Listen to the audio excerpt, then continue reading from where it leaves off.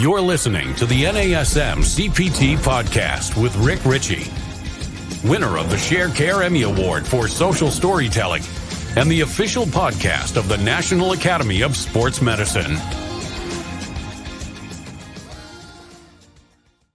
Hey, y'all, and welcome to the NASM-CPT Podcast. My name is Richey, and today we're going to do some solutions table reviews. I want to talk about the solutions tables that NASM provides, and let's just review it so that we understand it, not just memorize it. So we're going to go along with the solutions table review for the Corrective Exercise Specialist 2nd edition textbook, and we're going to start talking about the solutions table for different parts of the body.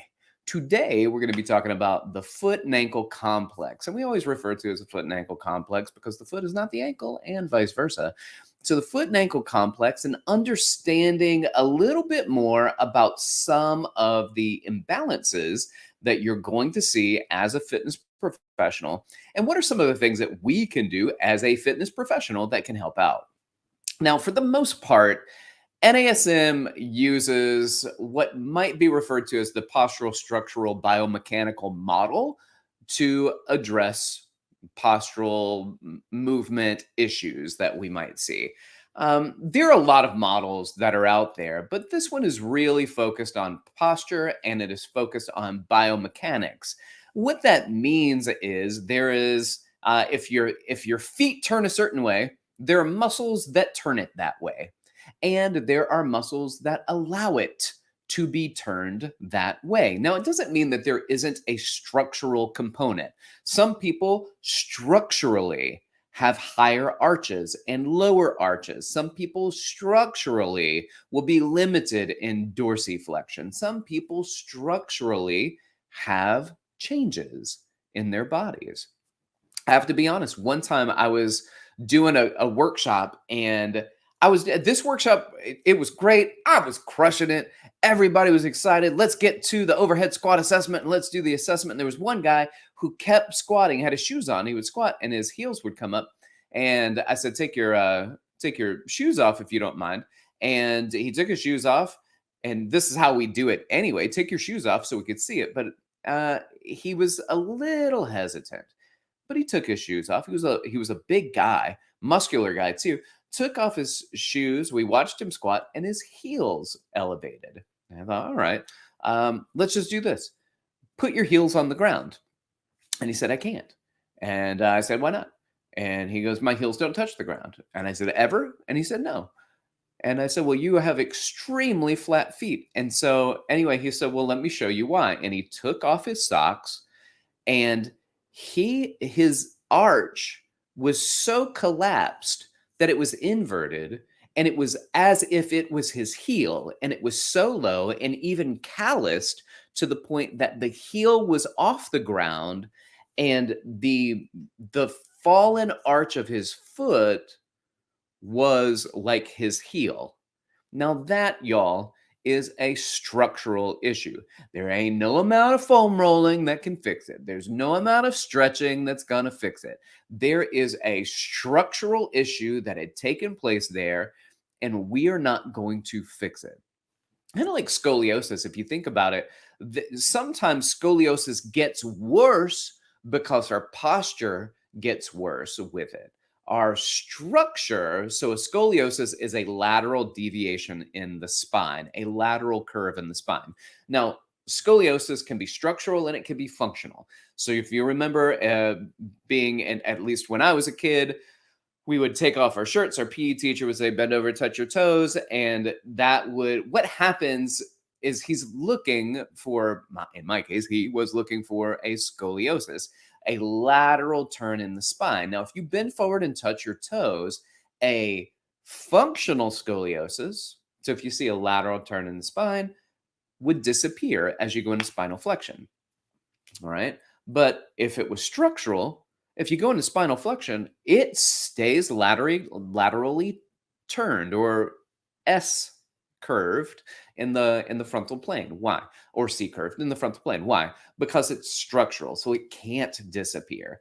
Now, sometimes a scoliosis can get worse because we are leaning into the bend, and there are functional components to structural issues. Well, Rick, we're talking about foot and ankle. Why are you talking about scoliosis? Well, the answer is I don't know. I just got off on a tangent. So let's talk about the foot and ankle.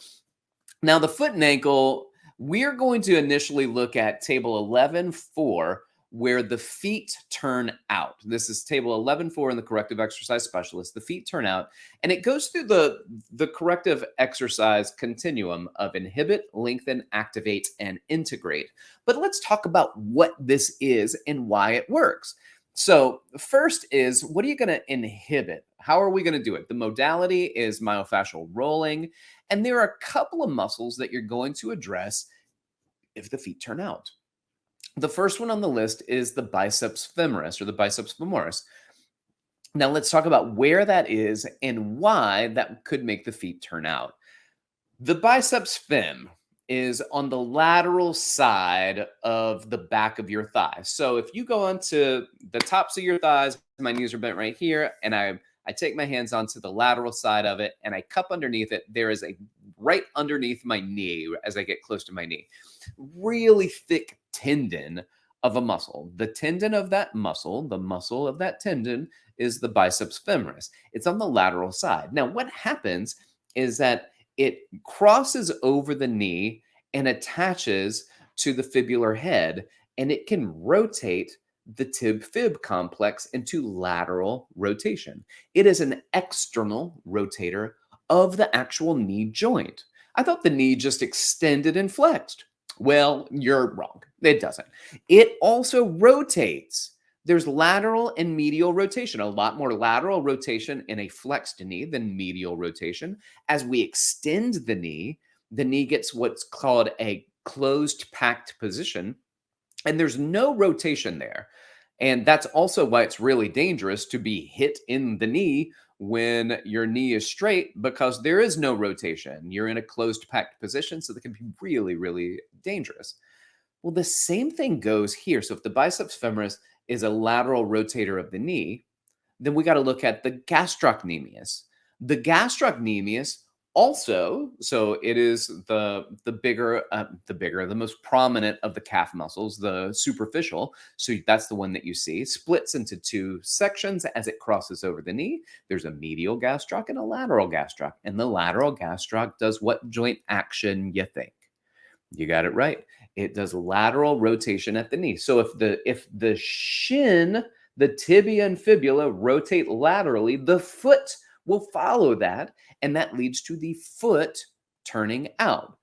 So in many cases, it's not abduction of the foot necessarily. It's external rotation at the knee. Now, this is if the femurs are pointed straight and the tib-fib complex laterally rotates. Now, if you laterally rotate from the hip and your entire leg is laterally rotated and therefore your foot turns out, the foot turnout problem is a hip rotation problem, not a knee rotation problem. And we could address that in another podcast. But right now we're talking about what's going on at the knee that causes the foot to turn out. So biceps femoris, gastrocnemius, lateral rotators of the knee. But you'll also see gastrocnemius / soleus. Now, soleus is the deeper calf muscle. It is underneath the gastrocnemius. It does not cross over the knee. So why is that creating a lateral rotation? How does that contribute to a lateral rotation? Truth of the matter is that it doesn't lead to lateral rotation mechanically in direct rotation of the knee. What it does do is it is a plantar flexor. And the problem is if you get tight plantar flexors, both gastroc and soleus, if you get tight plantar flexors, that you cannot go into dorsiflexion. You cannot get that sagittal plane range of motion in dorsiflexion.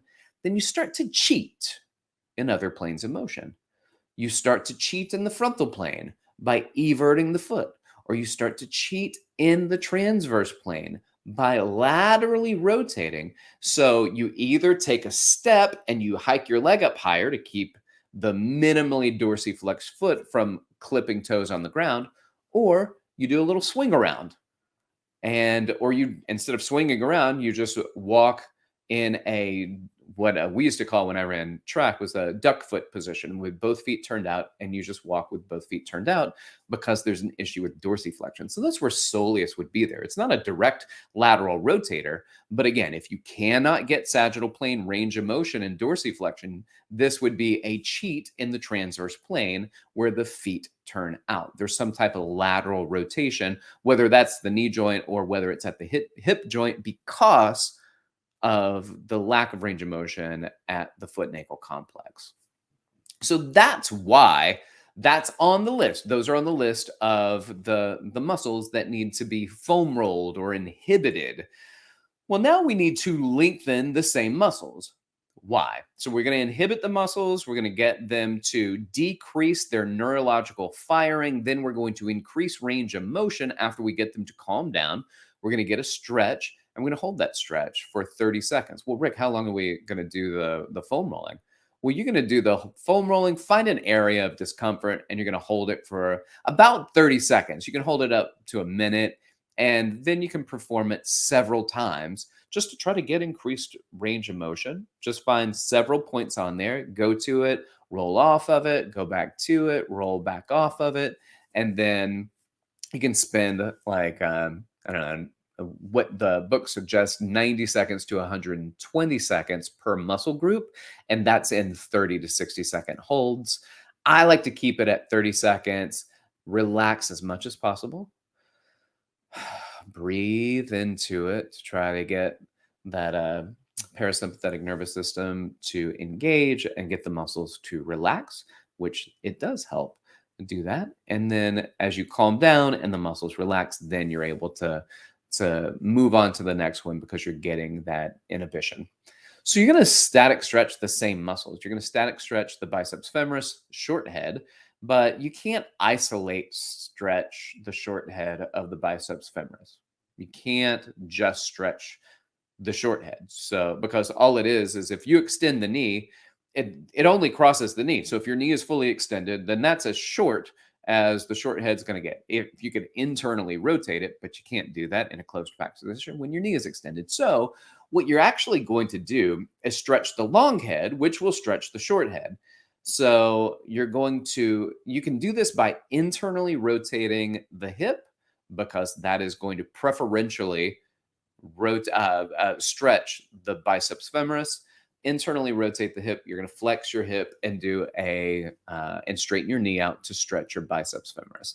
And you can hold that statically for 30 seconds, or you can do active stretches if it gets really nervy. Sometimes, especially the biceps femoris, it gets really nervy when you stretch it. So to keep from stretching the nerve so much, you can do active stretching, and the active stretching will be really beneficial. Nerves don't like to be stretched. And so if you stretch it and it's really nervy and you try to hold that for 30 seconds, you're just going to get the muscles to activate and contract more, because the nerve's trying to protect itself from being stretched because it doesn't like it. All right, so that's static stretching. Biceps femoris, short head, gastrocnemius. When you stretch the gastrocnemius, which is keeping the knee straight, you will also stretch the soleus. Now you can stretch the soleus without stretching the gastrocnemius, but not vice versa. So hold those stretches for 30 seconds. You can do a couple of reps of them just to try to really focus on increased range of motion.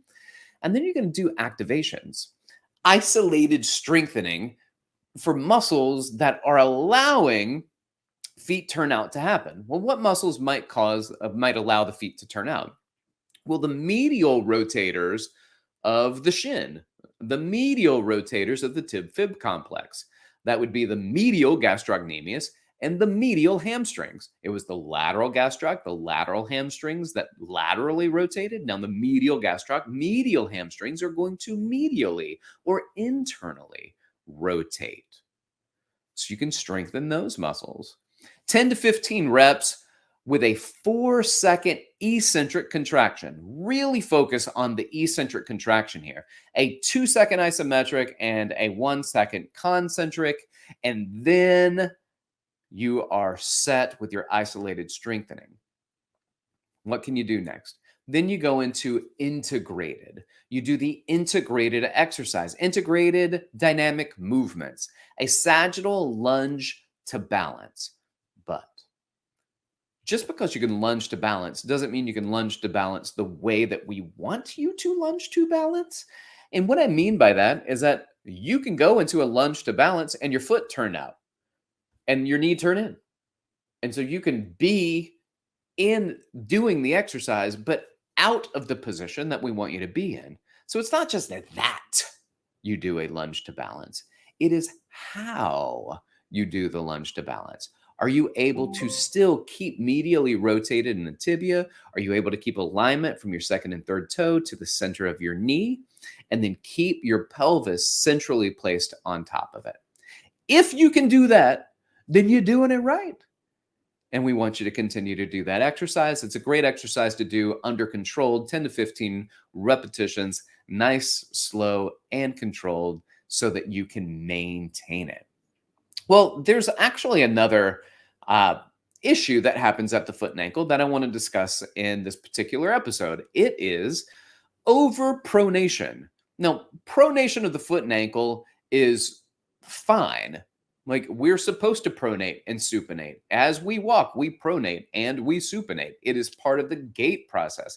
Pronation is part of the deceleration process that we take place. It helps to absorb shock. But overpronation or already pronated doesn't help us absorb shock. And that is considered a postural issue that we want to try to support people in. So pronation is the sequential combination of dorsiflexion, eversion, and abduction at the foot and ankle complex. And so when you've got overpronation, you want to think about what's happening. This eversion is happening with pronation. And what are our foot everters? What everts our foot? It is the Fibularis complex, formerly known as the peroneals. The Fibularis is an everter of the foot and ankle. So you may want to look at that. And when you get into the corrective exercise protocols to inhibit, you're going to do some foam rolling for the Fibularis on the lateral side of the shin. So on the outside of the shin, right over the fibula. Fibularis. That's right. That's exactly why it's called that.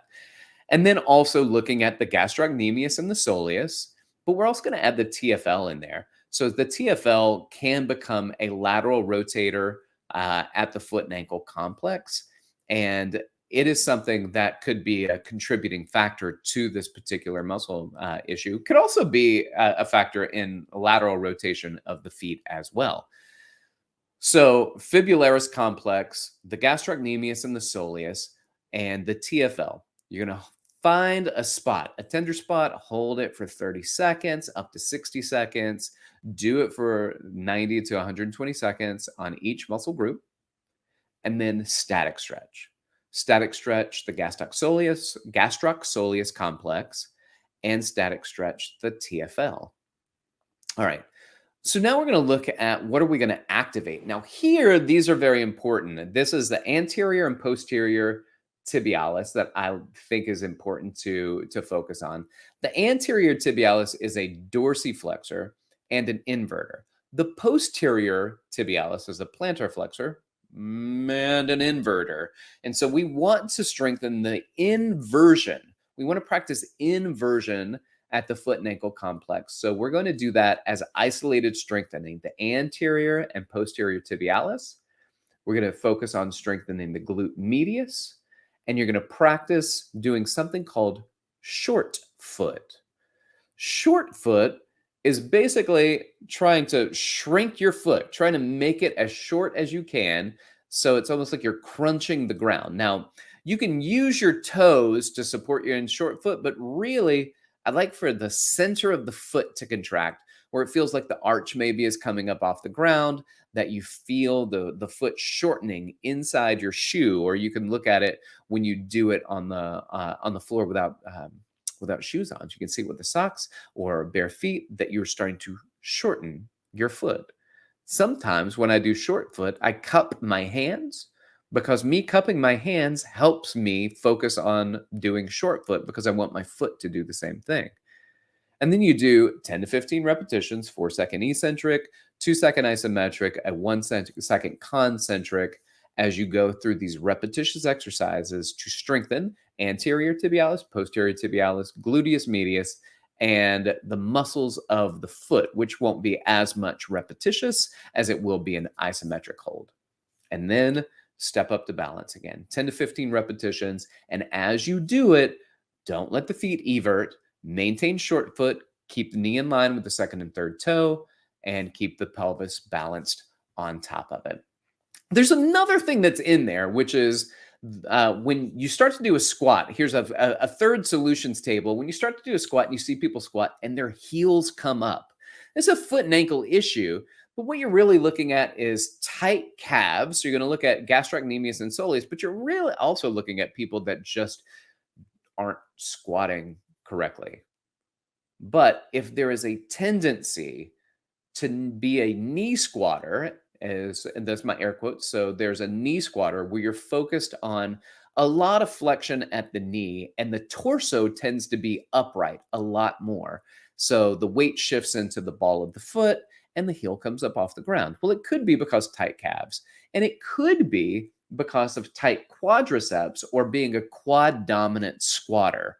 It's easier to engage the quads than to engage the muscles in the posterior, like the glutes and the hamstrings. And so that may be why. However, honestly, you can do this. You can say, all right, well, I'm quad dominant, so we can focus on myofascial rolling, the gastrocnemius soleus complex, and the quadriceps, stretching gastrocsoleus and the quadriceps, and isolated strengthening for anterior and posterior tibialis. But really, you could just cue them to squat with their heels on the ground and then see what dysfunction happens up. And then you can have them squat again with their heel raised and see if that dysfunction disappears. And almost all of the time, it's a foot and ankle issue. It's a tight calf issue where people, or it is an issue of people not knowing how to squat. And that's okay. We spend sometimes too much time on cueing people on what to do, what muscles are short, tight, overactive. Here's what we're going to inhibit. Here's what we're going to lengthen. Here's what we're going to activate. Here's our integration. And if you don't spend enough time cueing, you can do all the inhibitions and all the lengthening and all the activation when all they really needed was for you to teach them how to do it correctly. So cue first. Cue first. And if you keep cueing them and either they can't get into position or they continually move out of position, then you can consider a corrective exercise strategy in order to help them out. All right, y'all. Thanks for listening. Like, subscribe, share with your fitness friends and family, and keep inspiring people to fitness. If you want to reach out to me, you can do so. Hit me up on Instagram at dr.rickrichey or email me at rick.richey@nasm.org. Thanks for listening. This has been the NASM-CPT Podcast.